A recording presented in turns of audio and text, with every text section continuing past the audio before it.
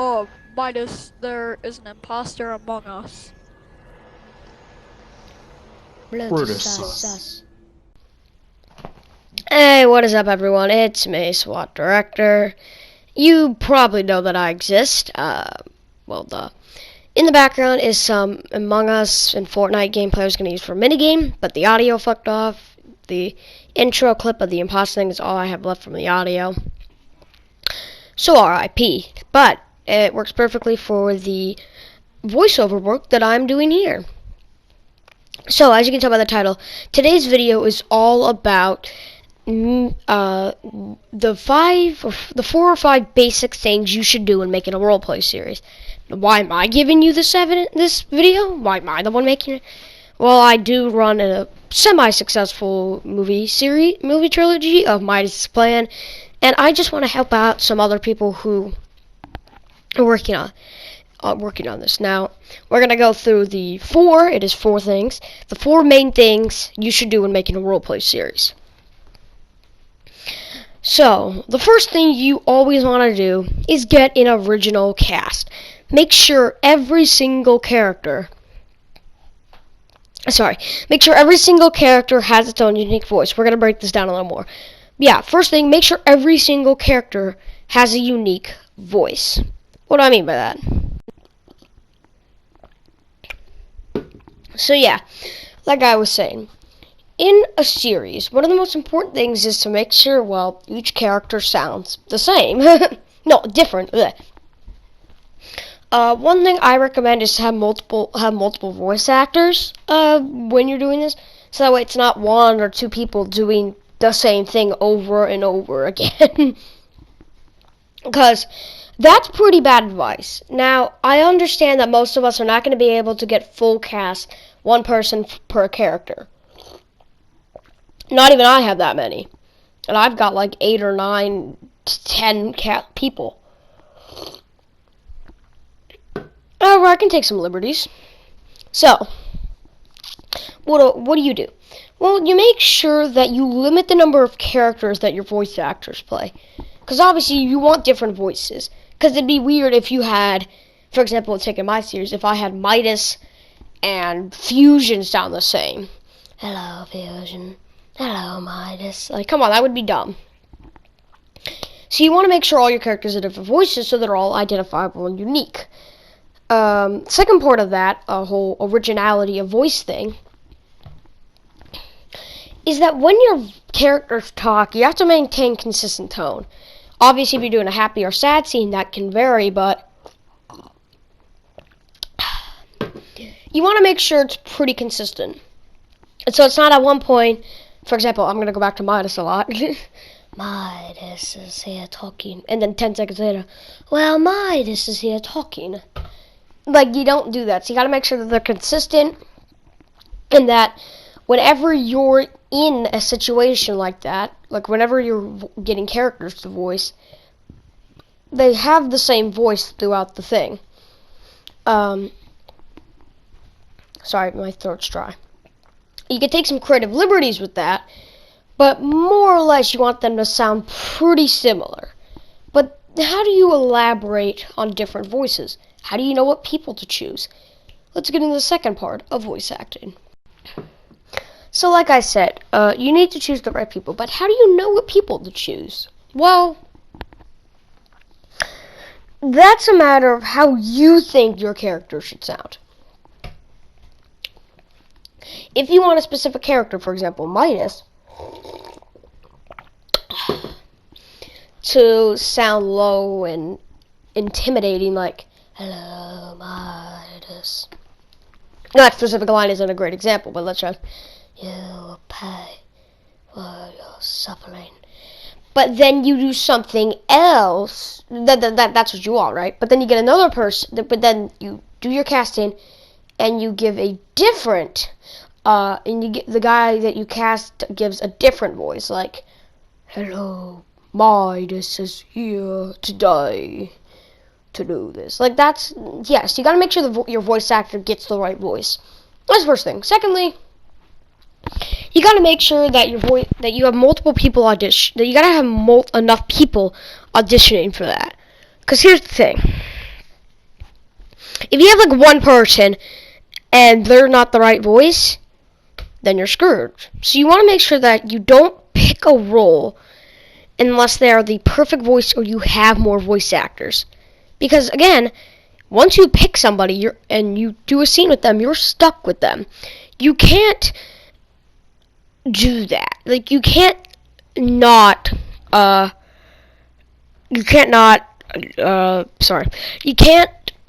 have good voice actors. Prime example, Thor. As you know, he was a character in my series. You see him in the background gameplay there. Nathan does a great Thor voice, by the way. I would just like to put that out there. He did a great Thor voice. Well done, Nathan. But fun fact that nobody besides me, Beam, and Nathan knows. Nathan wasn't the original voice actor. It was Beam. Beam was going to voice Thor. However, we hadn't done any filming. I was getting auditions done. And Nathan's voice, he voiced Turk as well. He had a really good voice. I'm like, let's give him a shot for Thor. And he just nailed it.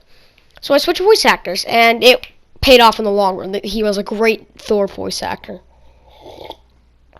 So yeah, the lesson from all this, make sure you have unique voices, make sure you have enough voice actors, and make sure that whenever your voices are almost always at least a 9 out of 10 the same. Maybe they'll sound a little different, but let's get into our next topic, directing. So here's part 2 of the 5 things. So, did I say 4? Sorry. The 4 things that you always should do when making a roleplay series or a movie. Number 2 is directing. So, for the purposes of this, you are a director. If you guys want me to make a different edition where you're the voice actor, well, that's coming up next. But for this one, so yeah, for the last one was just an overview if you are the director and you're getting people. Now let's say you've got your people. Let's say you're making an Avengers, your own Avengers spin-off. Jonas. Anyways, let's say you're making your own Avengers movie. You play Fortnite, you and your friends or your cast members all have their skins and they're ready to go. What do you do next?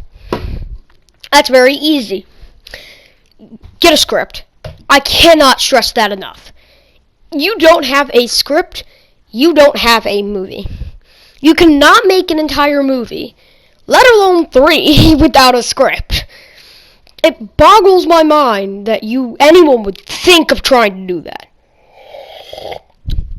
Sorry if you hear me drinking water, my throat's dry and I have to talk a lot. It boggles my mind that anyone would think of, what was I going to say? Right, anyone that would think of making a movie without a script. That is the very first thing. Get a script. Second thing, now that you got your script, begin filming. I asked Jonas this question. He can answer it because he doesn't know anything about movies. But what is the first thing you do when you're on set with your actors?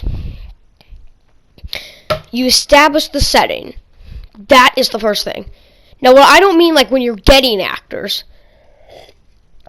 That part will come up next. When you already have your actors, you already have everyone, they're on set, and you're about to begin the first scene. What's the first thing you do? You establish the setting of your scene. Going for a Fortnite thing. If you do an Avengers movie, establish where the Avengers will be at this scene. The people you need and the script they'll be working from. You can send them the script or you can just tell them their script. I just tell them it, but it works either way. Second thing, make sure each person knows their lines.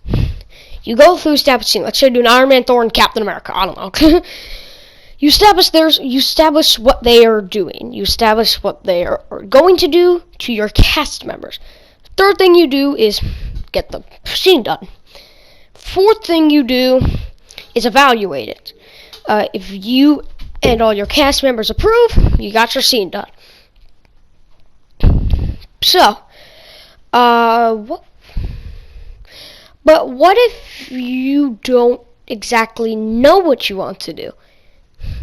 What if you're confused about the best idea is? What do I mean by that? What if you don't have a voice, but you want to begin filming. Like, let's say you run out of candidates, no one could get the voice you wanted. Well, then you just have to turn to yourself. That was very easy. But here's a question I know a lot of people are going to ask. How do I get the right shots? Well, in Fortnite, there's a couple different options. Number one, straight up recording from a certain person's perspective. So what I usually do to establish good elements of surprise. But another option is Fortnite's cinematic replay mode. Sorry, I call it cinematic mode. This is what a lot of the upper grade people do. They use replay mode.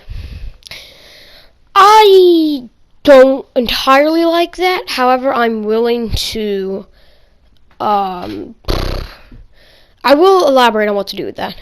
So, number one, what replay mode allows that others don't is the ability to put your camera wherever you want it. So if you want to do that thing, if you wanted to do it that way, you can. There is other options, and we will get to them right now. But I'm going to take a break to get some more water. So, what do we do now? You've got your camera ready? How do you want to do it? Well, there's lots of ideas. However, I don't find any of them substantially useful. So I'm going to get to the next point, which is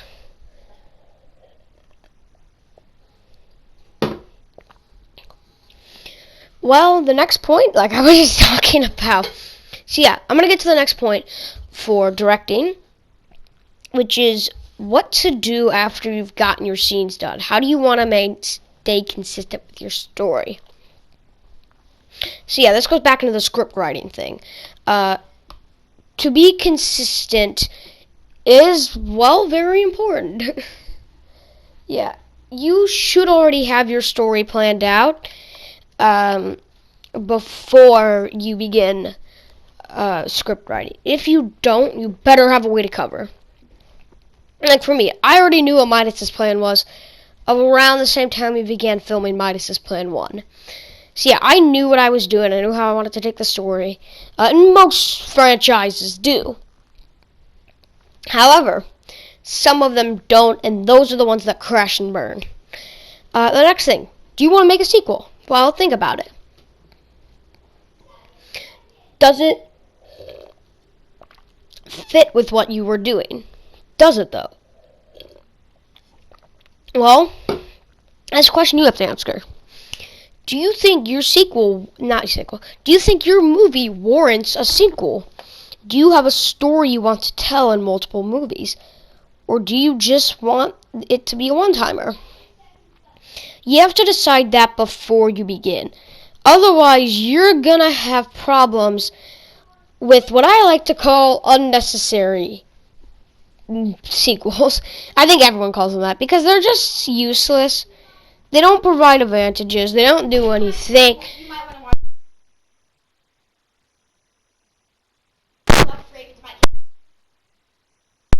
Okay, so I did not mean to do that. However, like I was saying, yeah, sorry about that. Had some technical difficulties. However, like I was saying, sequels. I don't think sequels are always the best option. Certainly, in some cases, they are. Like, for example, I'm not trying to pat. I'm not even going to use my example. I kind of am.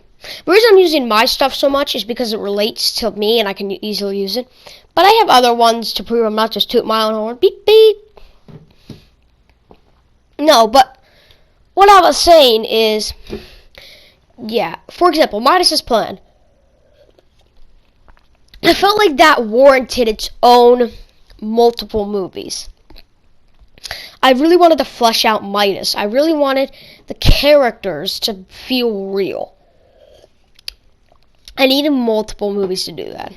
Like the Avengers. I think those sequels were definitely warranted. Now, stuff like Lion King 1.5 or Lion King 2, those didn't need sequels. And that's the thing about directing.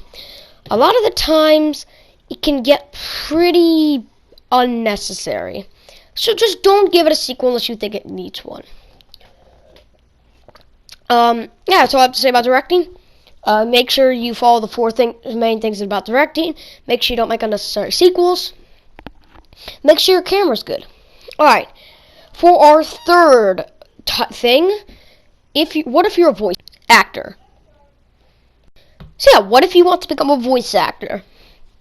Well, I'm here to help. I am a voice actor in a couple of series. Midas' Plan, Director Short Series, and a new channel series. I play the character of Inferno. Inferno burns the hellfire. So yeah, that channel's link will be in the description. The teaser that they made. I'll be working on that series as well. Well, what if you're a voice actor? Well, there's lots of different ways to get auditioned. But the best thing when you're auditioning, very simply, just don't do things that are unnecessary. That's about it. If you, let's say you're going for a girl, let's say you're a girl, okay, for this, and you're going for a girl role, because, well, duh. And you're ordered to have this light, bubbly, cheery attitude. Don't then take it all the way and become obnoxious. You have to still stay true to what your character is, not what you want it to be. Because remember, you're a voice actor, not the director. You do what the director says, not the other way around. When you're voice acting, follow your character. Don't do anything too much, don't do anything too little. Or if you're doing something like, again, I'm going to bring up Midas again. If you're doing something like Midas, and you wanted a voice like this, for example. Now, I was never actually considered another Midas actor. Midas is a character I took to heart, and that was the one character I'm like, okay, I'm voicing. Anyways, like I was saying. But if you wanted a character like Midas with this type of voice, low, demonic, then if you're voice acting for that role, don't go like, I am Midas. I'm here to take over the world. I'm Midas. I'm here to take... it doesn't work, see? So no matter what role you're going for, stay true to that role. It's never a good idea to have your voice turn into something it's not meant to be. Again, you have to act like this is a sentient being. And this, I'm going to kind of go back into the director thing. For voice actors, if you're, think about this. The voice you're given, number one, do you agree with it? Because if you don't go for it. But if you agree with it, there is some level of improv I think you can be given. Think about it like this. If this character were sentient, would I agree with this person's voice? And if so, can I do it? That's the question you have to ask when voice acting. In a fiction story. Non-fiction, that's something different that I don't really know much about. However, in fiction, if this character was alive, if this character was sentient, what would they sound like, and can I do that type of voice? That's the question you have to ask yourself. If you have answers for both those questions, or that one question, I guess, and they're both good answers, you go for the role. If they're not good answers, okay. If they're not good answers, don't go for the role. That's just a fact. Nope, not gonna say that. No, but that's just a fact. Yeah, that's all I have to say about voice acting. Remember the question I asked earlier? And now we're going into the final thing. My final point is script writing. Now, to everyone who's script writing out there, think about this. If you're also the director, then what's the story you want to tell? If you're just helping with script writing, how can you improve the story the director wants to tell? That's what it boils down to. Now, I'm obviously going to explain it further.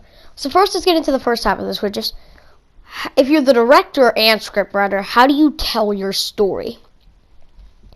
Because obviously, there's the 3 stages to script writing.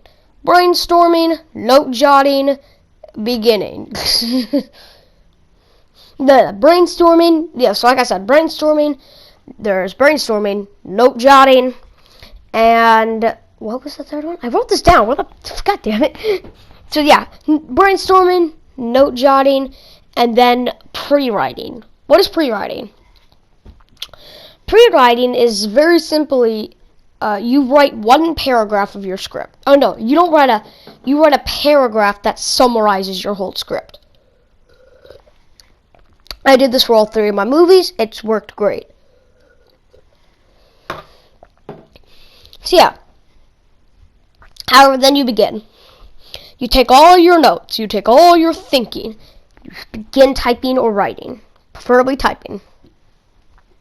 You get your script begun. You're writing down the story, but how do you continue it? Because even with all the note jotting, and brainstorming, you don't account for the middle parts. You only account for the beginning and end. And sometimes even only the ending. You only think about the cool action parts. But you have to remember, you still have to tell a story. How do you do it? Well, you have to think back to the ending. Or beginning. But you have to think back to what you've got. For example, if you have a beginning with a narration, you have to take what you narrate. If it's an event in the world's history, if it's just exposition dumped onto the person, you have to expand on what you've told. Like if you told these 5 power crystals, and anyone who gets to them becomes the super power ultra power ranger, I don't know, and say that's your script.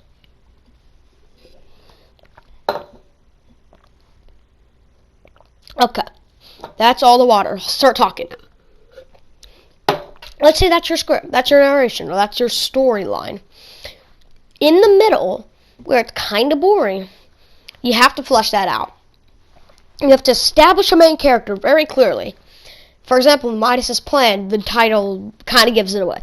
But something like the Avengers, most of their movies' titles are the main character. And if it's not always the main character, or like in different movies, for example, Lord of the Rings. I don't watch Lord of the Rings. But if you did watch Lord of the Rings, you would know who the main character is. Or, for example, what's a movie I've seen? Seven. One of my favorite movies of all time. And the main character is very clearly Morgan Somerset, William Somerset, and Detective Mills, David Mills. Those are the 2 main characters. Very clearly established. You need a protagonist, an antagonist, or in some rare cases, a protagonist. Well, yeah. You need a protagonist and an antagonist, and you need to build on that. But what if you're not the director, but you're helping write the script? What do you do then? So yeah, what do you do if you're not the director, but you're still the script writer? Well, that's a bit of a different story. Number 1, you better have been given some notes. If you're not, then you're now building the story, which is kind of dumb. So I'm going to assume, for the point of argument, that you've been given notes. The person you're working with has clearly established what they want you to do with some good brainstorming notes, but they want you to write their script since they're having trouble. So first thing you do is you have to do the final step of the pre-script writing process, pre-writing, all over again for your own self. Number 1, you're in charge of the story now. Obviously, you've been given notes you have to guide to. Let's say we're using the Power Crystal story again. Well, let's say instead of, having the main character be the son of a deceased Power Ranger, maybe you want to switch it. Well, then you'd have to pre-write it and see if that could still flow. Or maybe if you want to do something different. There's tons of different things you can do. However, it has to boil down. Every time if you're not the director every time you think of a new idea, you have to pre-write it with what you already have and pre-write it to see if it works. And if it does work, get to writing.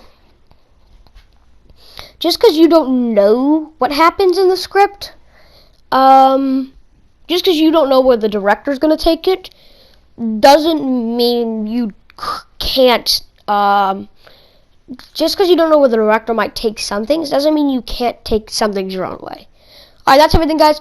Hope you enjoyed my director's tips and tricks to becoming a great movie filmer. Peace out, guys. Thanks for watching.